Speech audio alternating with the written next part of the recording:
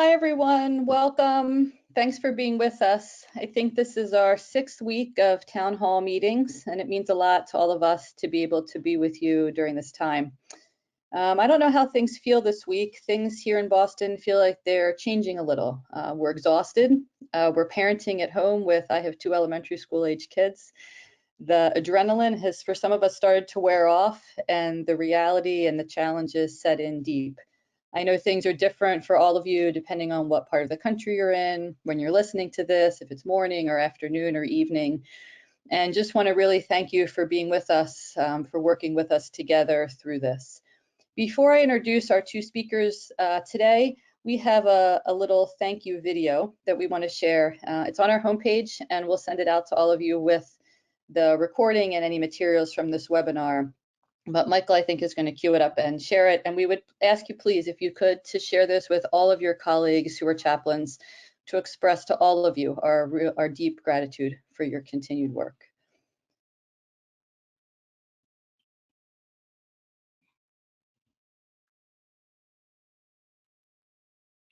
Michael, we don't have the volume. Well, maybe I can just turn my, yeah.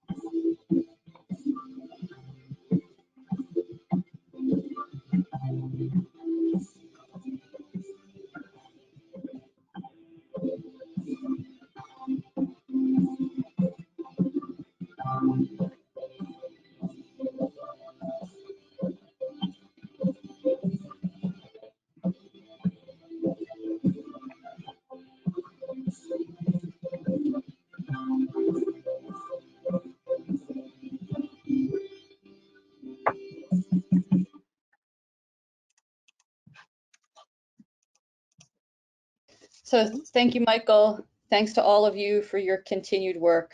We're grateful. Please send our thanks to your colleagues. So for our Caring for the Carer Town Hall today, we're really happy to welcome Stephanie Arel, who is a lecturer in theology at Fordham University, and Kirsten O, who is a professor of practical theology at Azusa Pacific University. We're having a bit of trouble getting Kirsten on the screen, so Stephanie's going to start, and then we're hoping Kirsten will pop up. Please, for those of you who haven't been here before, type any questions or comments in the question box. Trace Hawthorne, the executive director of the ACPE, the Standard for Spiritual Care Education, will lead the Q&A after a few minutes and a few remarks from Stephanie and Kirsten. We're grateful for you being here. Stephanie, why don't you take it from here? Thank you very much. Privileged to be talking to you all today. A little bit about my context. So I teach in New York City. I also teach at New York Theological Seminary, and right now I'm running an online class with about 15 graduate students, all of whom are active chaplains. Maybe one of them isn't. So the temperature of my work with them has been consistently high since the beginning of the outbreak of COVID. Many of them have lost residences, in particular, a nursing home in particularly. Many of them have lost relatives, and everybody knows somebody, and I think 2 of the students have it. So I'm currently in Connecticut, where the temperature is a little lower, more, I would say, reflecting what's happening in Boston. But the question of going back into New York, not to teach actually, to work with clients, remains high and a big question mark. So that's my context. I just came off of a 2-year research project working with first responders and post-construction reconciliation workers at the 9/11 Memorial and Museum, but also in locations in Cambodia and Bosnia. So I've been doing this exploration of what it means to do self-care in urgent climates, in responding to trauma for several years now, and thinking about what it is that chaplains do on a day-to-day basis that makes them particularly skilled in responding to such crises. You are all used to working with ambiguity. You are used to working with high stress situations, and you're used to experiencing anxiety. The average, or the additional layer I see, especially in my students, is that now there's the dimension of all of this happening at home. So that the question of self-care, of how we respond to ourselves with compassion and empathy, is a large one. And I would assume for your context, I'm sure that varies depending on location and needs. So I was thinking, as in preparing for today, the question of what does it mean to love in these situations? How do we minister and care for ourselves while also drawing on spiritual and religious resources in order to create deeper meaning? And I think in my work as a whole, especially the global project, that I find that the people that tend to do the best are really capable of honing into the larger question of, or the larger task of making meaning out of the work that they're doing, and connecting to a greater whole. So what I want to talk about, though, is particularly this concept of compassion fatigue. And how we can, or how you can respond to your own needs during your work and outside of the work environment. I want to problematize one thing, which is this definition of compassion fatigue, which many of you are probably familiar with the term. Symptomology that can be compared to compassion fatigue has to do with secondary traumatic stress or vicarious trauma. Burnout is also a term that's used. But there has been some recent research related to the concept of compassion, which goes back to my initial question related to love, and that compassion and love are actually higher order cognitive processes that, when accessed, don't lead to burnout. So then what does?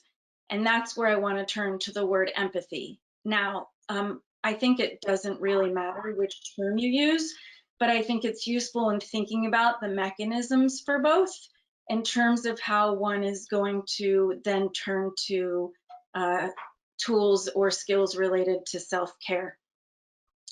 So empathy is actually can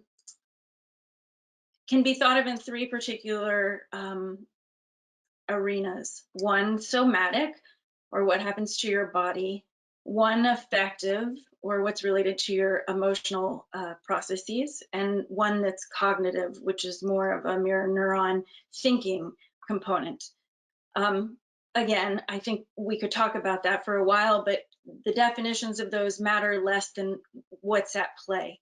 So in each case of empathy, a person is experiencing what is happening to someone else that's in front of them, or the others that are in front of them.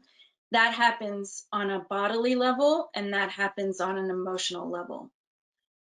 And when that capacity, which most people that are involved in caregiving professions have a high level of, when that capacity is activated over and over and over again, and you are in situations where you are mimicking, whether that's emotionally or physically, the emotions and the bodies and the tragedy that's happening around you, that can lead to burnout. That leads to high levels of fatigue. That leads to, or can lead to, without attention, moral withdrawal in general, and apathy. So I kind of want to put that out there as a way to think about the mechanisms that could create the fatigue, so that we can also think about what to do with that. So I've categorized compassion and empathy then as being in two different kinds of processes, if I can reiterate this.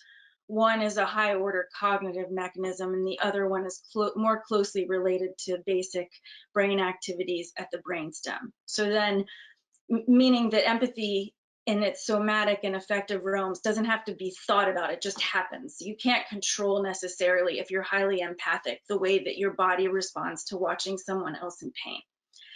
So what do you do then in order to create a separation, in order to do self-care, especially when it's probably likely that you're dealing with similar stresses in your own home?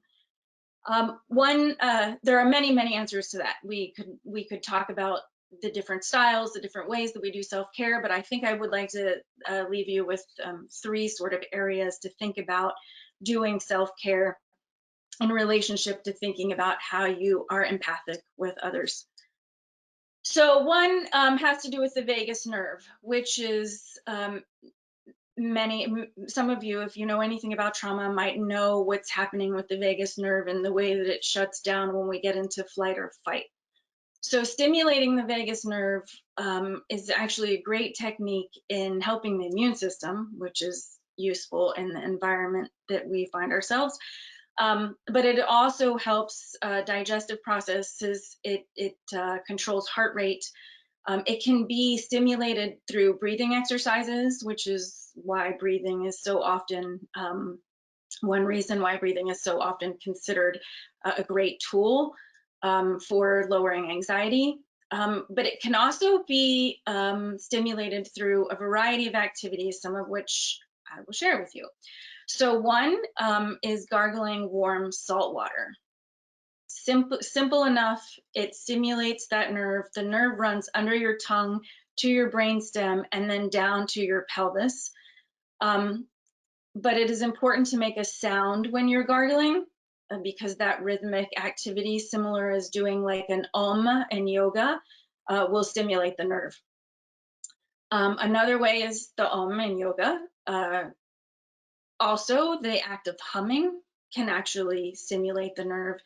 And another used technique is to put ice on the carotid artery. So to run ice here or to put ice on your face.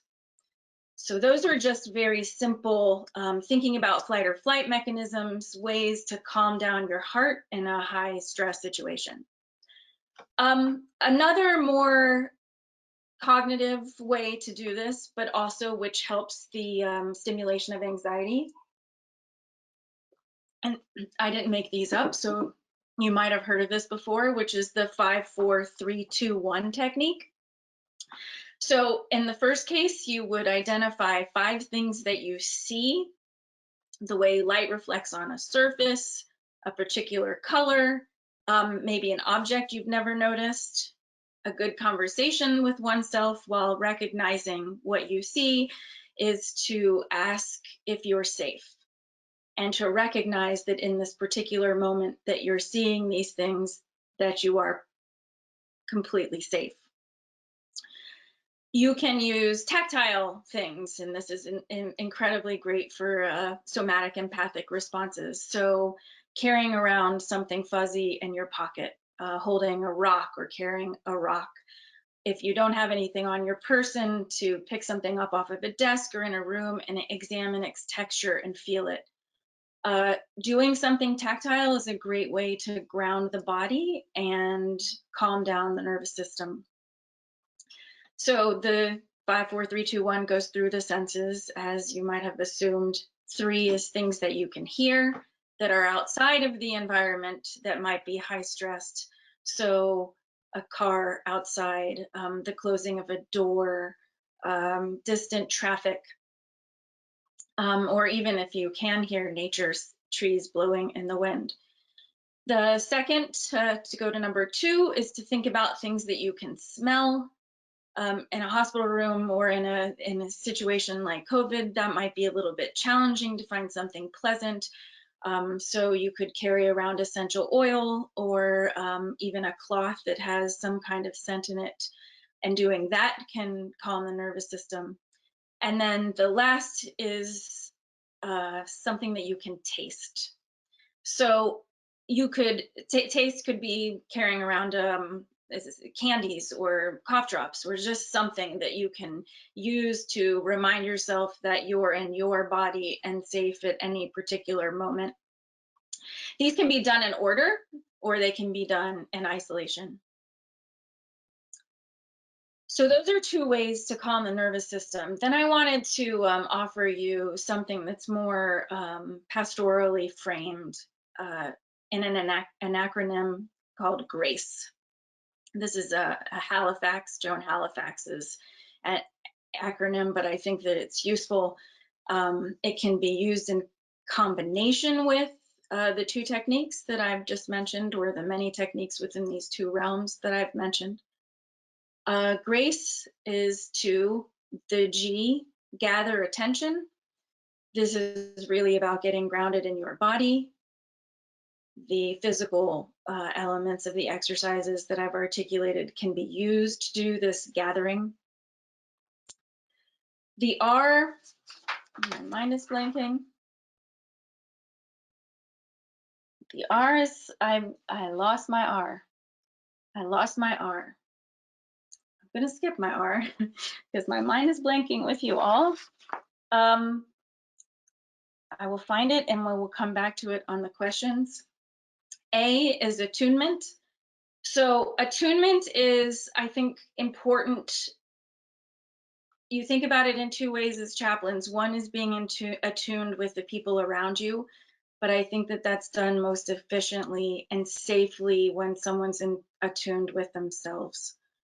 So that goes back to grounding. That goes back to thinking about outside of the environment or outside of the work environment, how we're doing self-soothing.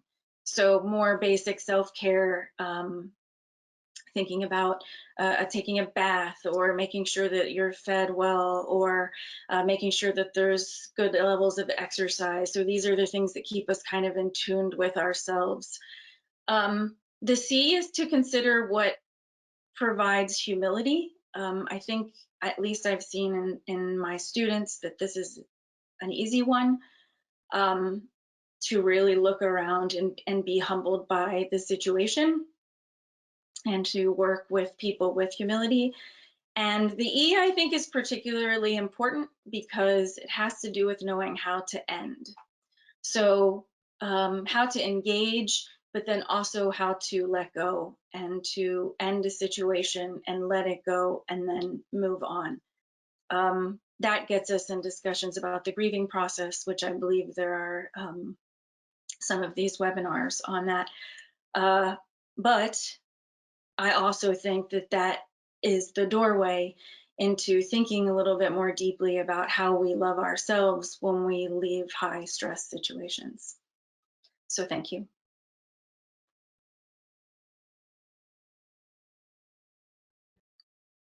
Stephanie, thank you.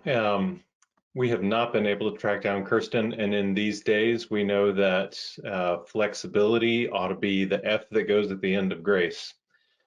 So we're going to try to live into that together as well. A couple of folks who are listening noted that the R is recalling intention. Oh, thank you so much. Yeah. You want to say a little bit more about that, and then we'll transition? Recalling intention. Thank you, because this gets back to my my first point, which is the recalling of intention, I think, has to do with this. For me, when I think about it related to my work, is when people are really capable of keeping the bigger picture in mind. So why are we doing this work? Where are its roots in our spiritual or religious heritages? And bringing that to the table to continually remind oneself about this larger web of meaning that's related to the work, and that can be defined by the work. That's great, thank you.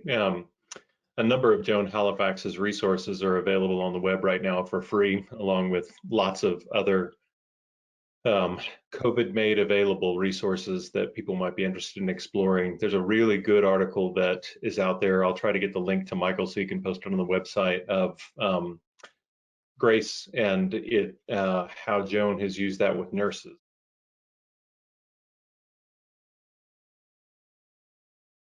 Stephanie, as you were talking about specifically Grace, but these various techniques of coping with stressful situations, one stressful situation that I know a lot of chaplains are dealing with right now from just things that they have said to us is a feeling of being overwhelmed, not only with what they're actually encountering on a daily basis in their actual work, but they also feel overwhelmed with, everyone is trying to provide something helpful to chaplains or first responders or whatever, and they don't even know where to begin to look for help.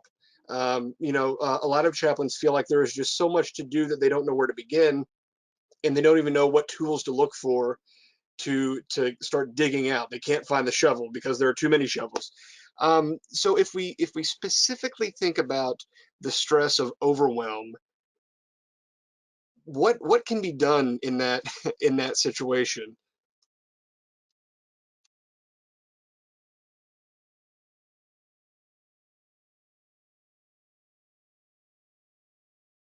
Oh, was I muted?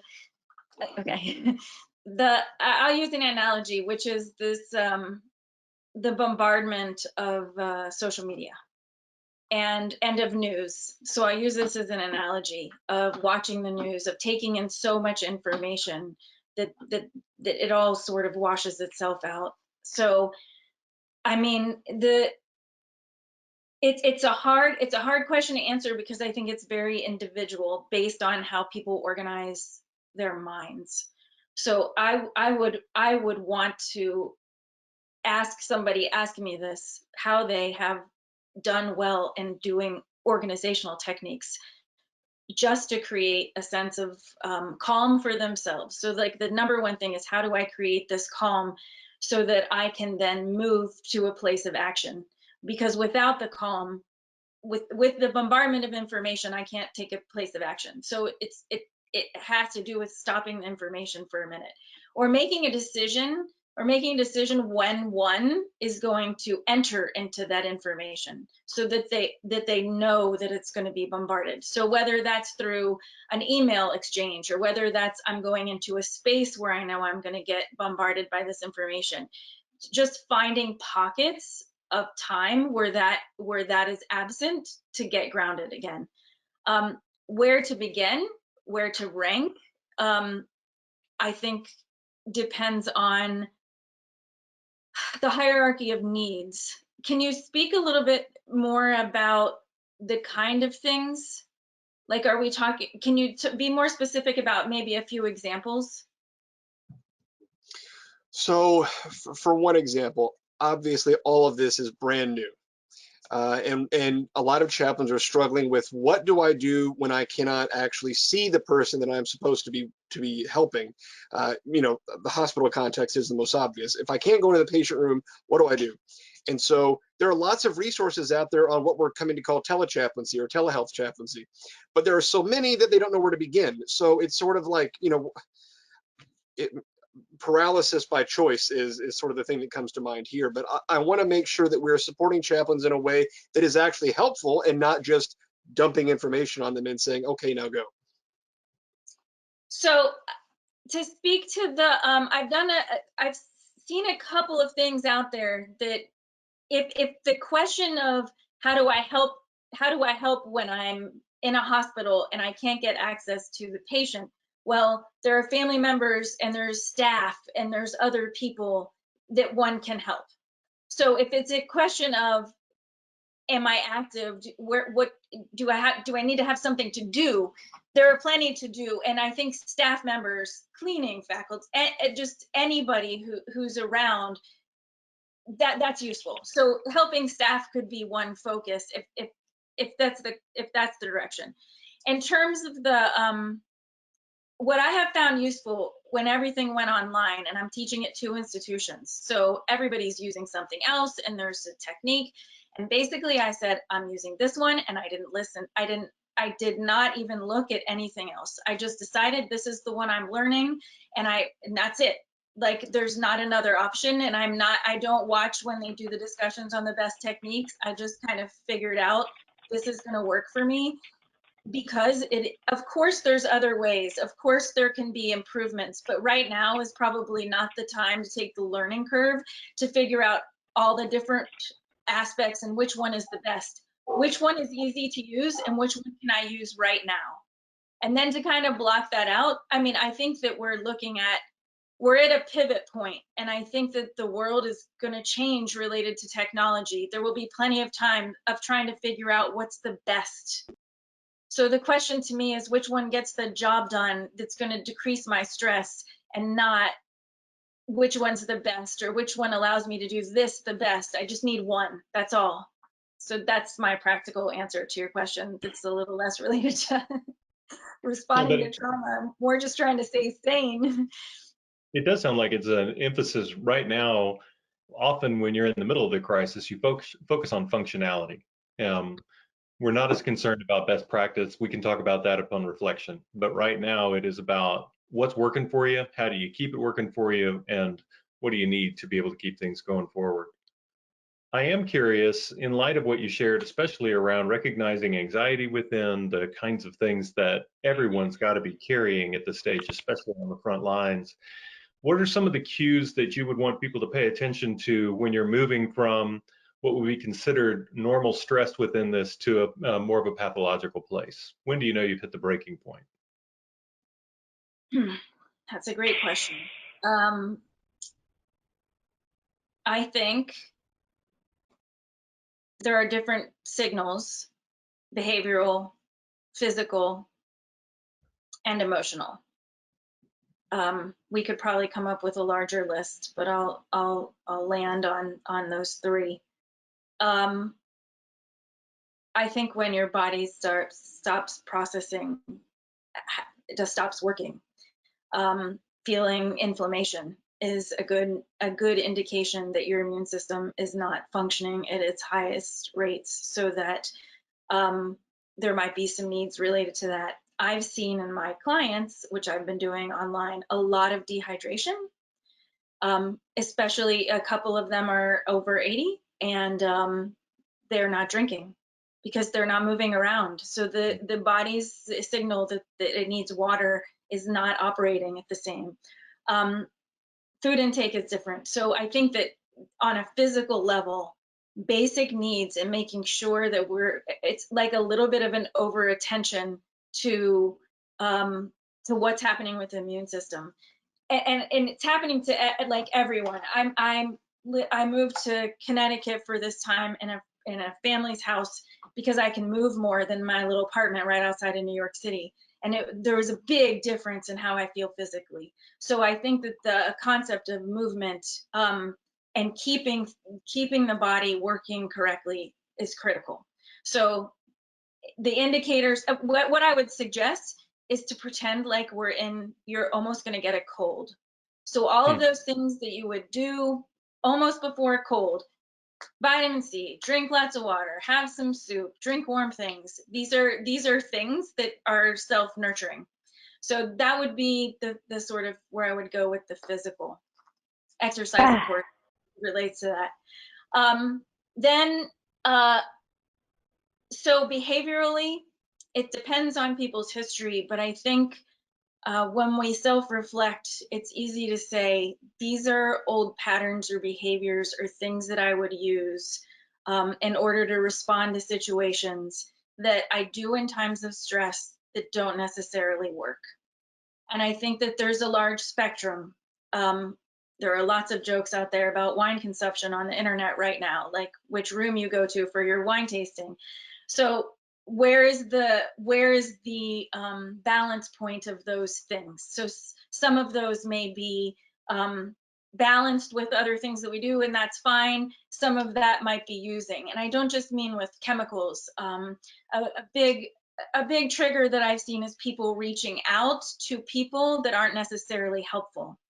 So, and that doesn't mean people that we don't love. I mean, people that it's not an issue of I love this person. It's an issue of what's my heart rate when I hang up the phone. So this gets back to this informational quality. So everybody's saying, okay, call a friend online, do this, do that. Well, I think when one recognizes they're reaching out to people that continue the heightened anxiety, that continue that dopamine, that probably that's not the best choice when we're so escalated. So to be able to think about whether it's a family member or a friend that needs, where that's compartmentalized. So like, who am I reaching out that lowers the temperature or lowers my heart rate? And when am I reaching out to those who make that a little bit more heightened, and balancing that? So, and knowing at least today I can't do it. Tomorrow at 3, I'm going to make that hour about talking to those people that might increase my heart rate. So I also think that has to do with just bad patterning with people who may not be feeding somebody. So we could look at that in multiple ways. I'll leave it with those 3. I said one other. I think emotionally, or we can put this into the concept of being spiritually or emotionally drained, when emotions are either, we can think about this in terms of, I don't know how much you guys know about this idea of hyperarousal or hypoarousal. So anything, we want to be in this sort of midline. And so when somebody is either hypo, depressed, withdrawn, apathetic, or hyper, angry, easily angered, crying a lot, these higher emotional valences, these are indicators that this is not happening. This sort of medium, average heart rate, not sweating, not being capable of responding to situations, and I'll go back to that. I think that's an indicator. So whether we're at the bottom of that or the top of that, if you think about a chart, we want to be somewhere in the middle. Does that make sense? So there's another aspect of that that is worth thinking about it. And I liked the grace, because that line really has to do with being attuned to oneself. So knowing when we're not at either emotional, the height or low of either emotional paradigm.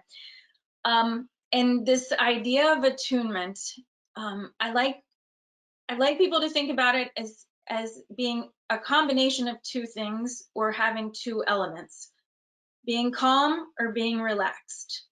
They're different. So there's, if we're thinking about relaxing, they're different and both necessary, especially in these contexts. If we're thinking about relaxing, this is when the off button. This is the off button. This is the Mai Tai on the beach, or in this case, in a living room, or taking a bath, or taking a nap when it's time to turn off for a second. Very necessary, but very different than being calm. So the idea of being calm is how to try to regulate in that little box that I've created with my fingers, so that one is capable of responding well, attached to the purpose, with intention at any given time. And so doing things that create calm are equally as necessary as relaxing, but they are different. So it's helpful because we need both of them. And my guess is, depending on the context, the relaxing is a little bit more difficult, because it's very difficult to not be stimulated unless there's no one around or the TV's off. But they're both, just to think about them in those 2 realms. Do I answer your question? Connected to that, Trace, if I could, let me ask this question really quickly. Connected to that is, I think, giving yourself permission to do these things, and that's the question I want to ask. We had a webinar on Monday about, or rather last week, about disaster spiritual care, and the sense of having this idea that whether you're a chaplain or a physician, a nurse, whatever, that you feel obligated to keep going, because there is still a need that has not been met somewhere by someone, and so you can't stop, you can't take a break, you have to keep doing this. how can chaplains cultivate a sense of this is something that I need to do and I can do it and I should do it and I give myself permission to do it, while still recognizing that there are still going to be people that need help after this, but I need to step back for a moment? So I can answer that in a couple ways, but the one that I see this, I have seen this very much related to 9/11 and first responders, even now when they're asked to function at that site. So I've had the experiences are varied and they're all very triggered right now. So I've had a lot of people calling me with like, what do I do? And part of the difficulty for them is there's nothing for them to do. So that this inclination to help, and that they're not on the front lines right now, firemen and police, and not in the same way as nurses and doctors. So there's a feeling of I'm not functioning the same way. Some of the people with 9/11 histories who now work at the museum, same kind of thing. There's nothing active. Okay, but so back to the question of how do I stop when I'm being solicited for the action? So I think that the part of the question is related to if I can use the word shame, if you want to use the word guilt, of not being present and taking time to myself, and that doing that creates a sense of guilt or shame. So self-compassion and empathy are really, really critical for having empathy for others. So doing one's job well requires that empathy is not taken to this pathological end of being so fatiguing. It doesn't function then because it feeds right into the mechanism of shame. And it's sort of like a circle that you're creating where I'm exhausting myself, disenabling myself to be empathic because I carry around the shame or the guilt of taking a break. So I'm just going to keep going. But the problem with that is that it interferes with the empathic capacity with the other.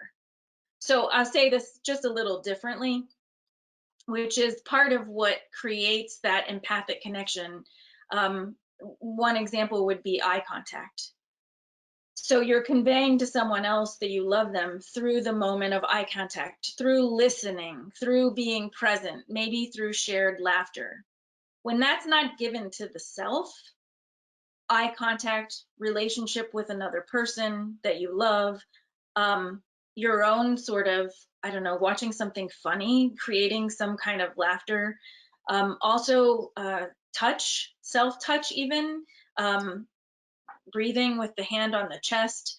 When those things aren't given to the self, when that time doesn't exist, the other capacity is impeded. I'm sure I'm not saying something that's so surprising, but the idea of feeling guilty, of taking the time out to separate and to do self-care, whatever that means to an individual, does lead to less efficiency in the job done.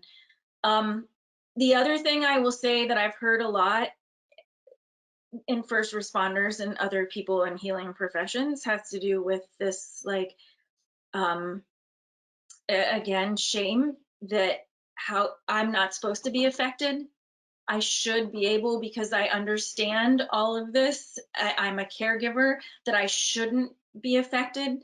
And the only way, I would say that the way to understand that, yes, I mean, it's normal to be affected and triggers exist for everyone, but also that one of the ways to alleviate that is to connect with other people doing the work that have a shared experience, that understand that, yes, you're affected.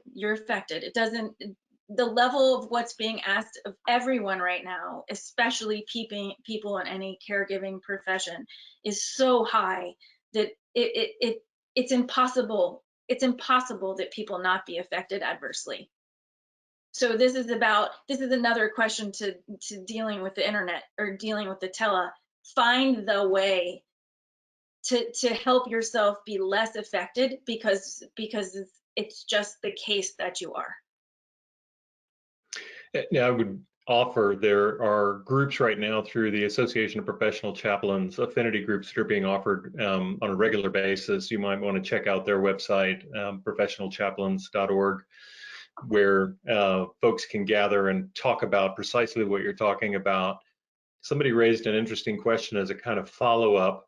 So one of the challenges in all of this is also getting made into a hero, and that it is as stressful to receive these overwhelming compliments when there's still so much more to do, and they don't feel real in some ways. I mean, the appreciation certainly is real, but the compliment and the flattery just doesn't feel real in this moment.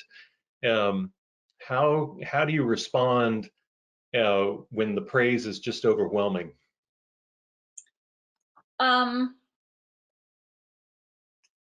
So I have a critique of that, but I want to set that aside for one thing, which is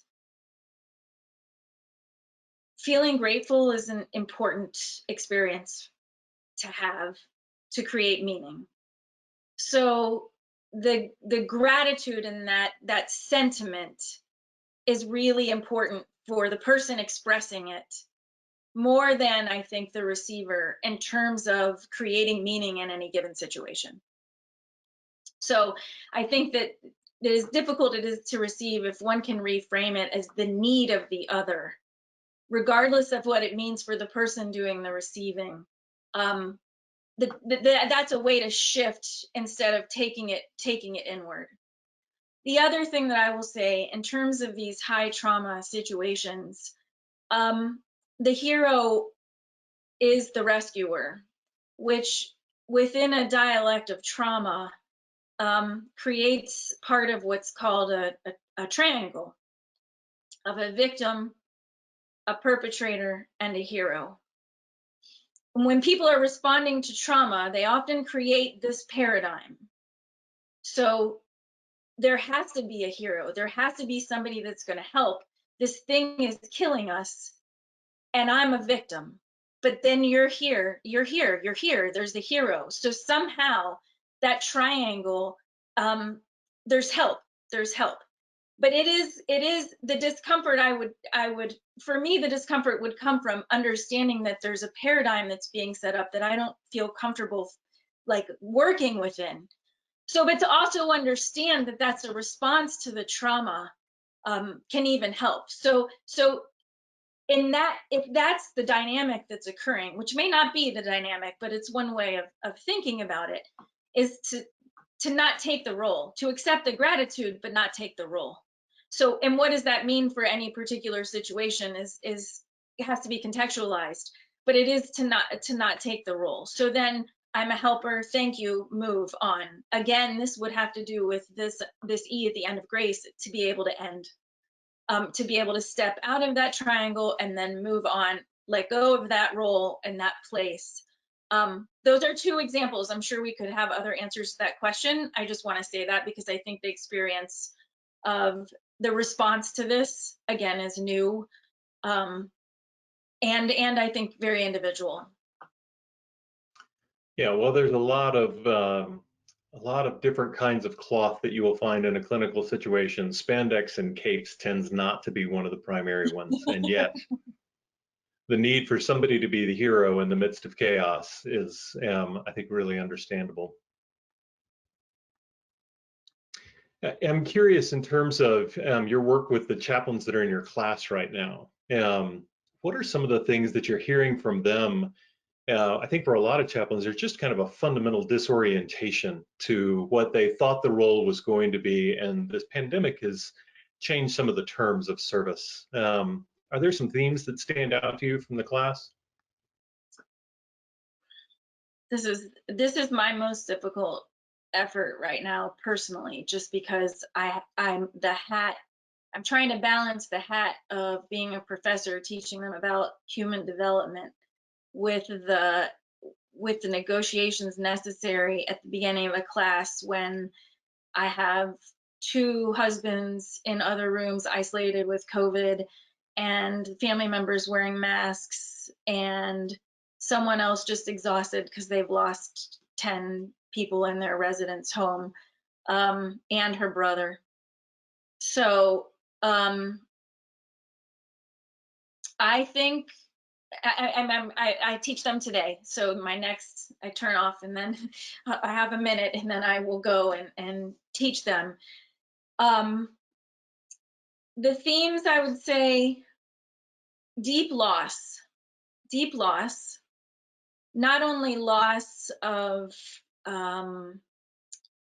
people close to them, but also of something. They're all very good at what they do. Very good. I was very, at the beginning of the class, I was like, what am I going to give you? Like, I was so impressed by this group of people. So I would say functioning at a high level of their particular service positions. And now I would say that there's this general sense of this feeling of loss of control. So I've been trying to think of ways to help them have control. And actually one of them did a class presentation on trauma in the brain related to this and did better than I do. It was very impressive in terms of thinking about ways that they can, I don't really like the term take control, but try to find ways in which they can engage in mastery over the situation. That's probably a better way to put it. So grief, this sense of loss of control. I would also say that the ability to think. So I'm teaching an undergraduate freshman, and then this, and they're all adults. This is not a graduate. I'm not talking about 25-year-olds, mostly over, I would say all over 40, let's say. So professional, having life backgrounds, having kids at home, their kids running in the background. I mean, it's everything, the whole thing. So the ability to, I would say, think lucidly and have time for themselves, that has changed dramatically. And I have had to change assignments related to the reality that the thinking is just, these higher level cognitive activities are just not at their peak, nor do I want to make the demand. So I've gotten a little creative with that. But how I would transfer that into talking about what we do is, I think, giving oneself permission to go with the flow and not make the high demands of these higher level functionings. Again, dealing with the internet metaphor, just this idea of do whatever works right now. There will be time to there, and it's not that far away, I don't think, where there's going to be time where the lessons learned and the increase in the capacity to think fluidly, all of that's, it's not gone. It's just taking a break. One of the things that I try to do with them in the class is create that, it's about 3 hours. I try to create the environment where we have time to not do that. So we have time to just kind of what's going on, say a prayer, just chill a little bit in the class, keeping it with the theme of the class, but really to offer that time as a moment off for them. So I would support this concept of trying to figure out how to take time off. And I think also, I don't know how much time is probably individual or also based on what one's capable of actually taking off, depending on the circumstances. But I think that going back to this idea of intentional, the idea of being intentional about it, if it's always Tuesday at 3 o'clock to 3:30, even knowing that that half hour exists can help. Because you know in your mind when it's coming. It's sort of like if there's something that you don't want to do, you always know that this thing I never want to do on Tuesday at 3 is happening every Tuesday at 3.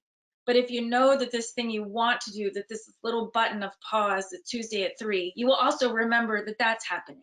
So it can function similarly in a more positive direction. So if I reiterate the themes, the grief, the sense of loss of control, and this sort of inability to think clearly and maintain a flow. Yeah, thank you. I want to leave you a minute to offer one more comment, and then I'll hand it back to Michael, and we'll wrap up for the day. I do think the other piece of this that I would just add to that lovely description is a lot of these folks had very clear plans for where their lives were and what was going to come next. And there's been the old joke about the quickest way to make God laugh is to tell God your plans. I'm not going to blame this on God at this point, but I do think that there is a sense that the plans and the roads that we laid before us are not necessarily the journeys we'll be taking. And so the kind of existential now what that I think a lot of folks are facing is a huge part of this as well. So any final words as we wrap up today? I'm trying to think of something profound to say about this pivot. That's what it is. We've already put you on the spot. You flew solo when you were supposed to have a partner. I hope for everyone peace and serenity and sort of centeredness in negotiating this next turn. There's no, it's not a light one, and it's profound. So I hope, I would say for me, that's where the spiritual resources really come into play, where it's a little bit out of our hands, and staying grounded in one's meaning-making frameworks would be beneficial. That's great. Thank you. Thank you. Thank you. Michael, let me pass it back to you. Sure. Well, thank you so much, Stephanie, for your time and your wisdom, not just your knowledge, but your wisdom. For people that have come to these webinars before today, you've heard me say it already before, but I'm just so grateful that the people that are joining us for these, they're taking time out of days where they are dealing with this just like everybody else. And I know that that's not easy. So thank you for being so generous with your time and your wisdom. If you happen to come in late, no big deal. All of our webinars are recorded. They go up onto YouTube and the Chaplaincy Innovation Lab website within about a day or two, and then we send them all out to you if you were registered for this, so everyone gets a recording. We will keep doing these as long as they're useful.